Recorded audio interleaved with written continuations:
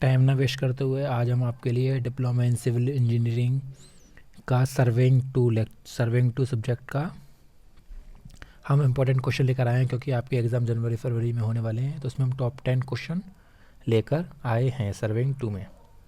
तो आइए जानते हैं कौन कौन से क्वेश्चन हैं ये। आप नोट डाउन करते रहिए। नंबर फर्स्ट है, चूँकि तुम्हारा प्लेन टेबल हट गया है इस साल से, तो प्लेन टेबल तो आएगा नहीं प्लेन टेबल से, वरना हर बार 15 नंबर के क्वेश्चन आते थे, पर इस बार हट गए हैं। तो अब आएंगे हमारे कंटूर में से, थियोडोलाइट में से, टेकोमीटर में से, उन्हीं में से हमारे क्वेश्चन बनेंगे ज़्यादातर। ठीक है, तो उसमें पहला क्वेश्चन है हमारा, समुच्चय रेखा किसे कहते हैं, यानी कंटूर लाइन किसे कहते हैं, तथा इंजीनियरिंग क्षेत्र में इसकी उपयोगिता बताइए। ठीक है, और समुच्चय रेखांतर क्या होता है, ऐसे इंग्लिश में बोलते हैं कंटूर इंटरवल, बहुत इंपॉर्टेंट है, हर बार पूछा था कंटूर इंटरवल क्या होता है तथा इसे कैसे करके ज्ञात किया जाता है। ठीक है, ये हमारा फर्स्ट क्वेश्चन है, इसे अच्छे से पढ़िएगा, पक्का आएगा, ये ज़्यादातर हमेशा ही पूछा जाता है। और सेकंड क्वेश्चन है कंटूर लाइन, जो हमें कंटूर लाइन बनाने को बोलते हैं कि बताइए कि घाटी की कंटूर लाइन कैसी बनेगी, पहाड़ी की कंटूर लाइन कैसी बनेगी, पैर लंबी चट्टान की कंटूर लाइन कैसी बनेगी, ओवर हैंगिंग क्लिफ होती है, काठी, पॉन्ड एंड दर्रा। ठीक है, तो ये हमसे पूछ रहे थे कंटूर लाइन किस किस तरीके से बनती है, आप लोगों ने बनाई होगी। ऐसे कोई पहाड़ी है, पहाड़ी के नीचे कैसी बनती है कंटूर लाइन, हम बनाते हैं, घटते हुए क्रम में बनती है, बढ़ते हुए क्रम में बनती है, क्योंकि पहाड़ी है, पहाड़ी में हमारी कंटूर लाइन अंदर की ओर बढ़ते हुए क्रम में होती है। ठीक है, और नेक्स्ट क्वेश्चन हमारा, तीसरा क्वेश्चन है हमारा, अंतरावेशन विधियाँ, समुच्चय रेखा की डायरेक्ट विधि में कौन सी विधि अधिक उपयोगी है। हम लोगों ने कंटूर इंटरवल किस तरीके से निकाल सकते, डायरेक्ट विधि थी और एक हमारी इनडायरेक्ट विधि थी। ठीक है, पारुच मीन्स डायरेक्ट विधि, तो हमें डायरेक्ट विधि बतानी है, हमें किस किस तरीके से हमने करा था डायरेक्ट विधि में। आप लोगों ने अच्छे से पढ़ा होगा, लेकिन आप इसे अच्छे से ध्यान रखिएगा, इन्हीं में से क्वेश्चन पूछे जाएंगे ज़्यादातर। और फोर्थ क्वेश्चन है हमारा, वही क्वेश्चन है, सेम क्वेश्चन है, कंटूर लाइन की डायरेक्ट और इनडायरेक्ट विधियों में तुलना क्या है, किस किस तरीके से करते हैं, दोनों में क्या अंतर है।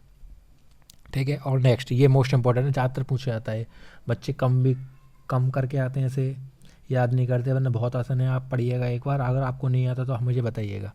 बहुत समुच्चय रेखांतर से नक्शे का जलाशय की धारिता कैसे ज्ञात की जाती है, किसकी, कैपेसिटी ऑफ रिजर्व वायर, और लिखिए धारिता ज्ञात करने के लिए कोई उपयुक्त सूत्र, और हमें इसका फॉर्मूला देना है, किस किस तरीके से फॉर्मूला होता है। ठीक है, इसको इंग्लिश में बोलते हैं कैपेसिटी ऑफ रिजर्व वायर। ठीक है, कंटूर लाइन की हेल्प से निकालनी है हमें। और पांचवा क्वेश्चन है हमारा, किन्हीं दो मध्य, ये है हमारा थियोडोलाइट से किन्हीं दो बिंदुओं के मध्य निम्न कोण नापी, यानी कि ऊर्ध्वाधर कोण कैसे नापते हैं और क्षैतिज कोण कैसे नापते हैं, vertical angle and horizontal angle किस तरीके से नापते हैं, ये आपने बहुत अच्छे से करा होगा। अगर नहीं करा तो मुझे बताइएगा, मैं आपको वीडियो दे दूंगा, जिससे आप एक बार में समझ जाएंगे किस किस तरीके से नापते हैं। 4 नंबर का क्वेश्चन आता है, या तो हॉरिजॉन्टल एंगल नापने को आएगा या तो वर्टिकल एंगल नापने को आएगा।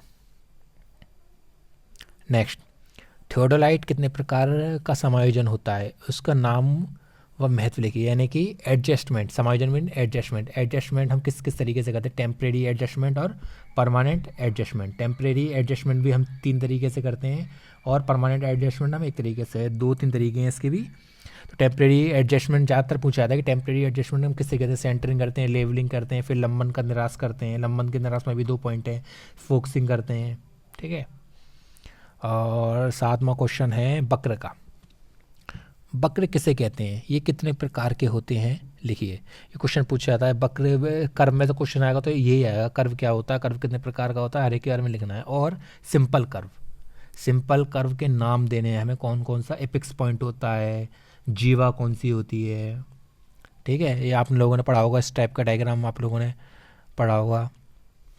सिंपल कर्व का ये रेडियस है, ये टेंजेंट लाइन जाती है हमारी इस तरीके से, टेंजेंट लाइन ऊपर जाती है, T1 T2। ठीक है, ये आप लोगों ने पढ़ा होगा बहुत अच्छे से, ये आपको अच्छे से याद करना, फिगर को आउट करना है, फिगर किस तरीके से, क्या कौन सी चीज़ क्या है, इसको क्या बोलते हैं, इसको क्या बोलते हैं, इस लाइन को क्या बोलते हैं, इसको आर्क बोलते हैं। अगर आपको नहीं पता है तो आप मुझे बताइएगा कि आपको क्वेश्चन कौन से क्वेश्चन में दिक्कत आ रही है।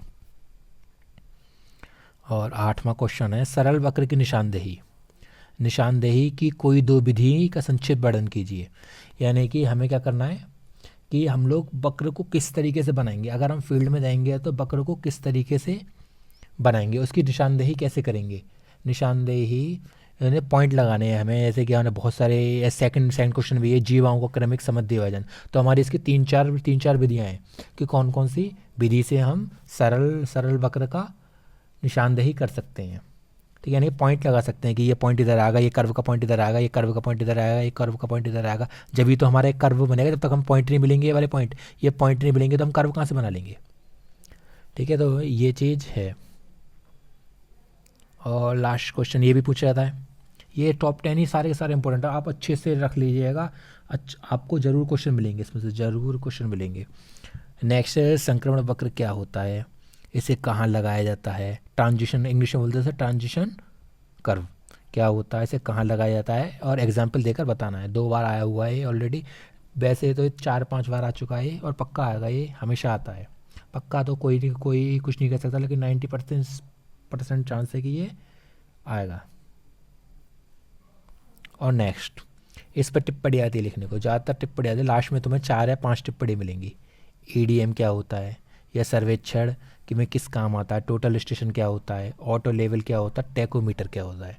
ऑटो लेवल क्या होता है और टैको लेवल, टोटल स्टेशन। इसमें से आपको एक एक पेज ज़्यादा नहीं पढ़ना, एक एक पेज अच्छे से पढ़ना है, रिवीजन करना है, बस आपको याद हो जाएगा, कोई इसमें बड़ी बात नहीं है। और एक और हमारा नया चैप्टर जुड़ा है इस बार, इसमें से भी क्वेश्चन आने के चांस है, क्योंकि इस बार नया नया जुड़ा है रिमोट सेंसिंग। ठीक है, तो इसमें से क्वेश्चन आएंगे, तो इसके में इंपॉर्टेंट क्वेश्चन मैं आपको बाद में बताऊंगा इसमें से कौन कौन से क्वेश्चन आ सकते हैं, क्योंकि इस बार नया जुड़ा है, तो इसमें कोई आइडिया भी नहीं लगा सकता कि कौन कौन से क्वेश्चन आ सकते हैं, कौन कौन से नहीं आ सकते। तो आप पहले इन टॉप 10 क्वेश्चनों की तैयारी कीजिए, अच्छे से पढ़िए, क्योंकि आपके एग्ज़ाम फरवरी जनवरी में कभी भी हो सकते हैं। तो आपको बस रिवाइज़ करना है।